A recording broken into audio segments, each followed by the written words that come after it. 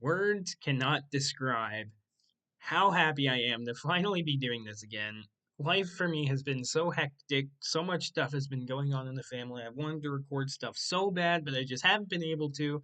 So happy to be back to this. Also, on the day you're seeing this, it's my birthday. Therefore, you are legally required to tell me happy birthday. Sorry, I don't make the rules. Anyways, I'll stop yapping. Let's just get right into it. I'm going to be talking about the top 12 most miserable sports teams. I tried to keep, well, quote unquote, because I tried to keep it fair, so I put three teams from each of the four major sports: NBA, NHL, MLB, NFL, just to keep it fair. So that it's a bit shaky. But let's just start with some honorable mentions: the Cincinnati Bungles, the Atlanta Hawks, the Arizona Coyotes, simply because one, they don't exist anymore, and two, they have to watch the Utah Mammoth have relative success over there, and the Colorado Rockies. But let's start things off. Let's start the list off for real with number 12, the LA Angels. This team, for as long as I can remember, has always had really cheap ownership and has always been wasting talent. They, of course, had Shohei Ohtani there for a while. He's no longer with the team, and now they have to watch him succeed with the other LA team, the LA Dodgers, where he's won a couple World Series, a couple MVPs, and he's doing, I'd say, quite well for himself, both him and his bank account. Uh, but he's not the only player they've wasted there. The Mike Trout, he doesn't have a single playoff series victory at all since he's been there, and he's been there for what, 13 years now? It's been a while. On top of that, they have really cheap ownership, and the deals that they do make end up really poorly for them, like the Anthony Rendon deal. That has aged poorly. And this team, all time, in 65 seasons, has 10 playoff appearances. They have one World Series championship, which came all the way back in 2002. And that's ultimately why they're number 12 on this list, because unlike majority of these teams, I believe this is the most recent championship I have here. Might be wrong on that. We'll get to that later. But yeah, 5,093 and 5,205 is their all time record. Overall, the fan base is usually not very thrilled. Moving on, let's talk about number 11, the Columbus Blue Jackets. They have 6 playoff appearances in their 25-year history, one playoff series win, although it was pretty hilarious, that one series victory. If you know, you know. And they have an all time record of 841, 881, and 207. When it comes to the Blue Jackets, they're doing okay this year. So, again, another reason why I have them at number 11 right now, because they're doing okay for themselves right now. Not a guarantee they'll make the playoffs or anything, but they're doing okay. So that, you know, some recency bias definitely played a factor in me making this list. But yeah, the Columbus Blue Jackets, they're they're just usually irrelevant for the most part. They always get conned on by their older brothers in the Metro division, and typically they're not usually a very relevant franchise in the NHL. So yeah, I think number 11 here is a fair spot for them. Number 10, we have the New Orleans Pelicans. They have an all time record of 874 and 1,044, 9 playoff appearances, and they've never made it past the second round. Overall, this is a bad team. You thought you had something in Zion Williamson. He's always hurt, unfortunately. And this is always a very miserable team. Now, again, I don't know the NBA at all, pretty much. I don't like the NBA, so I choose not to watch it. So I don't know much about, any of the NBA teams I'm going to be talking about. So if I say something stupid, feel free to make fun of me. It's all part of the fun, right? At number 9, the Buffalo Sabres. Now, if I had made this list back in, say, July or August, this team probably would have been a few spots higher. But given how they're doing right now, they still warrant a spot on the list, if you ask me. But because of how they're doing this season, at the time I'm recording this, they are first in the Atlantic Division, I believe by 4 or 5 points. Uh, yeah, I think that warrants a bit of a drop off, but not too much. So they're still in the top 10. But yeah, 55 seasons. They've had 29 playoff appearances. They haven't made the playoffs since 2011, although they're looking to change that this season. They've never won a championship, and they have one Stanley Cup Finals appearance. Overall, they're not, you know, known for their super duper squads over there in Buffalo. They've never been considered a powerhouse of the league, at least since I've been watching hockey. And they're usually a very miserable franchise. So for that reason, I have to. I have to include them on this list. At number 8, I have the Sacramento Kings. They 78 seasons, they have a losing record of like 2,806 to 3,350 or something of the sort.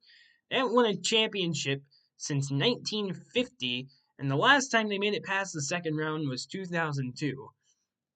Again, don't know basketball, so I can't say for sure if it's all their fault, if they've had bad injury luck over that time, or what. But to me, it seems like you would have to accidentally. It would seem more likely that you'd accidentally make it past the second round at least sometime in that time frame. But that's just me. But yeah, Sacramento Kings, I have them at number 8. They seem like a pretty miserable bunch, and they're not doing so hot right now, last I checked. And number 7, would it be a miserable sports teams list if I didn't include at least one Minnesota team on here? At number 7, I have the Minnesota Twins.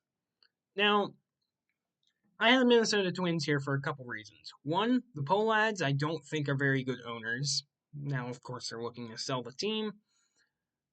In 125 seasons, the Twins have existed for 9,329 wins, 10,047 losses, a losing record. Once again, that's going to be a trend here on this list. They have 18 playoff appearances in 125 years. 18. That is not good. Their last championship was in 1991. And Minnesota in general, they're usually a pretty miserable bunch of people because their sports teams usually find ways to blow it. And the Twins, unfortunately, are no different. I very easily could have included a team like the Vikings or the Wild or the Timberwolves on here, but I opted for the Twins just because I think right now they're probably the worst team in Minnesota. So for that reason, I have the Minnesota Twins at number 7. At number 6, I fought myself on this one for a while, but I think it's only fair that I put this team. At number 6, I have the Toronto Maple Leafs, and let me explain. The Toronto Maple Leafs have 13 championships. That sounds pretty good on paper. However, until you realize that they haven't won a cup since 1967, since before the moon landing, in 108 seasons, they have 74 playoff appearances. Again, not a bad track record. Their fan base is one of the most passionate and loyal fans in all of sports. 3,231 wins, 2,950 losses, 218 overtime losses. However, the reason I have this team as high up as I have them is because of how they treat their fan base. This team always finds unique ways to lose, and it has to be torturous for that fan base. In 2013, they had a 3-goal lead against the Boston Bruins in the third period. They blew it in 10 minutes, and they lost in overtime. In 2018, they lost to Boston in Game 7. In 2019, they lost to Boston in Game 7. You can kind of see a trend here. In 2024, they lost in Game 7 in Boston. And in 3 of those Game 7s, they had a lead at some point. They blew a 3-1 series lead to a much inferior Montreal Canadiens team. And for a while there, they had a 19-year playoff win drought. It was bad for a long, long time. And this year, they're not doing so hot either with reasonable expectations. So for that reason, I have to have the Toronto Maple Leafs somewhere on here.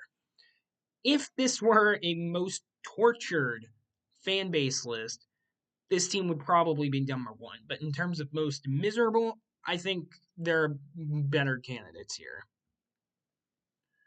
At number 5, I have the Cleveland Browns. Like I said with the Twins and Minnesota, I don't think it'd be a miserable sports team list unless I include the Cleveland Browns somewhere. In 78 seasons they've existed, 567 wins, 560 losses, 14 ties, so a winning record. But we'll get into it. They have one playoff win since returning to the league back in 2000. And since that time, they've had 42 starting quarterbacks. That's so many. It's ridiculous. Just how much of a turnstile the Cleveland quarterback room is. It's crazy. They lost their franchise a while back. They came back and they've been terrible. In unrelated news, I hope the owner lives forever. Just saying. That's just me though. And number 4, I had to include this team somewhere on here. I have the Pittsburgh Pirates. Now, I'm speaking from experience with this one. As long as I've been watching baseball, the Pirates are usually terrible. In 144 seasons, they have an exact 500 win-loss ratio. And in 144 seasons, they have 17 playoff appearances. 17! That's terrible. They have 4 winning seasons since 2000. They haven't made the playoffs since 2015. They haven't won a playoff. They haven't moved past the first round of the playoffs since 2013. If you want to go even further back, they haven't won a playoff series since 1992 because the 2013 wild card was a single game set, not a series.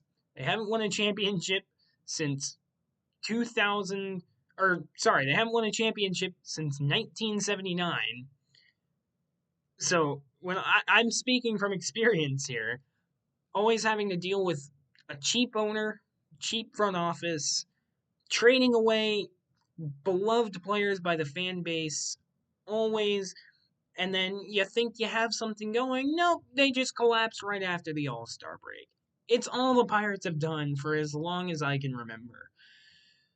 So yeah, I think this definitely warrants a spot on top 10 most miserable franchises list. Moving on to number 3, I have the New York Jets. I have the New York Jets here. 67 seasons, 436 wins, 573 losses, 8 ties. They haven't made the playoffs since 2011, similar to the Buffalo Sabres. Reason I have the New York Jets so much higher is because they're not going in the right direction like the Buffalo Sabres are. And on top of that, the Jets have been losing for a lot longer than the Buffalo Sabres have.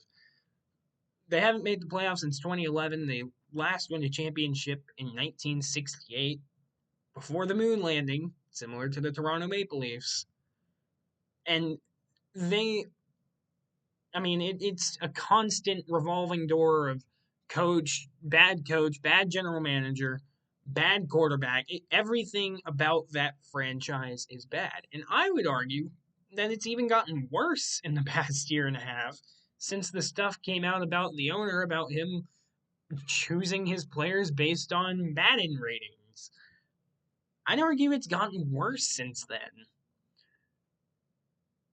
I don't know. And if you want to go to even as recent as this season, they're the first team in NFL history to not record a single interception in a single game at all this season. So yeah, the New York Jets, they're pretty bad. I have them at number 3. At number 2, I have the Charlotte Hornets. 1,225 wins, 1,634 losses, 10 playoff appearances, and they've never made it past the second round. Now, that sounds very similar to the New Orleans Pelicans. The reason I have the Charlotte Hornets so much higher is because they've just been losing for longer. I I've watched sports for a long time. I do not remember the last time the Charlotte Hornets were any good. I really don't. I do not remember a time when the Charlotte Hornets were any good. Now, of course, I don't watch a ton of basketball at all, but the Charlotte Hornets, I always, every now and then I might look at the NBA standings, and every time I see the Charlotte Hornets are towards the bottom. And this year, I don't believe is any different. So, yeah, the Charlotte Hornets, you're number two on my list, but I do think there is one team better at losing than you. Last but not least, at number one, I have the Arizona Cardinals. 107 seasons, 596 wins, 826 losses, 41 ties. One Super Bowl appearance, no wins. Their last championship came in 1947 before the Super Bowl era. And the Cardinals, for as long as I can remember, have always just gotten washed up veterans, and they're never good. They always try and skin teams, the successful teams in the league. They've always done that for as long as I can remember. They had to watch Larry Fitzgerald, one of the greatest wide receivers of all time, waste away on their sorry friend in their sorry team. It, I mean, if you're a Cardinals fan, I give all my respect to you because I couldn't do it, man. I watched the Pirates and I think that's bad. I don't think I could survive being an Arizona Cardinals fan. I mean, you always have terrible quarterbacks, terrible offensive lines, terrible defenses. Everything is always terrible.